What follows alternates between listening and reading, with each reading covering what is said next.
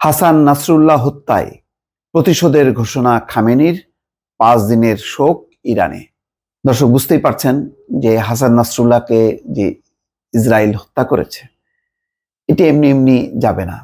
এটা অবশ্যই তার পাল্টা প্রতিশোধ নেওয়া হবে এবং হিজবুল্লাহর যারা সদস্য আছে তাদের শেষ সদস্য থাকা পর্যন্ত তারা প্রতিশোধ নেবে, অর্থাৎ কেউ ছাড় দেবে না।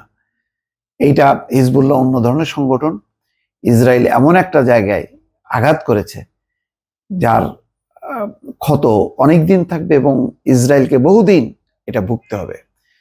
ইরান হিজবুল্লাহর অন্যতম সহযোগী, অন্যতম সাহায্যদাতা এবং যারা একদম প্রকাশ্যে বলতে গেলে হিজবুল্লাহকে যারা ধারণ করে এবং তাদের নিজেদের সংগঠন বলে যারা প্রকাশ করে, সেই ইরান বলেছে যে এই ঘটনায় ইসরায়েল ছাড় পাবে না। লেবাননে হিজবুল্লাহ প্রধান হাসান নাসরুল্লাহকে হত্যার ঘটনায় প্রতিশোধ নেওয়ার ঘোষণা দিয়েছে ইরান। দেশটির সর্বোচ্চ নেতা আয়াতুল্লাহ আলী খামেনি বলেছেন, প্রতিশোধ ছাড়া ছেড়ে দেওয়া হবে না। খামেনি নিজেও আত্মরক্ষার জন্য নিরাপদ স্থানে তাকে সরানো হয়েছে এই হাসান নাসরুল্লাহ হত্যাকাণ্ডের পরপরই।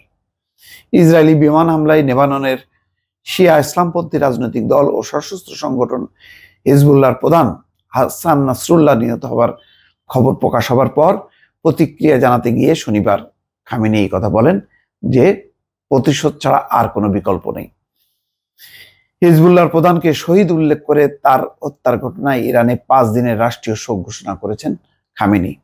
তিনি বলেন, হাসান নাসরুল্লাহ চিন্তাধারা ও দেখিয়ে যাওয়া পথ অটুট রাখা হবে। কয়েকদিন ধরে লেবাননে হামলা চালাচ্ছে ইসরায়েল।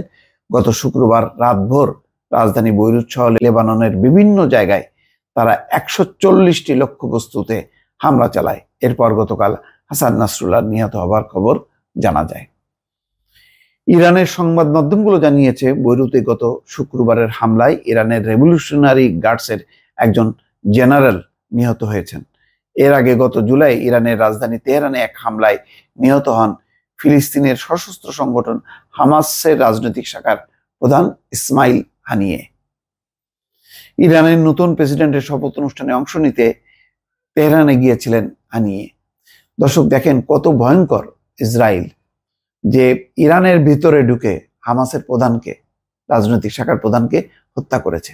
অর্থাৎ ইসরায়েল কোনো রকম আন্তর্জাতিক রীতিনীতি মানে না, সে যে কোনো জায়গায় যখন তখন ঘটনা ঘটায়।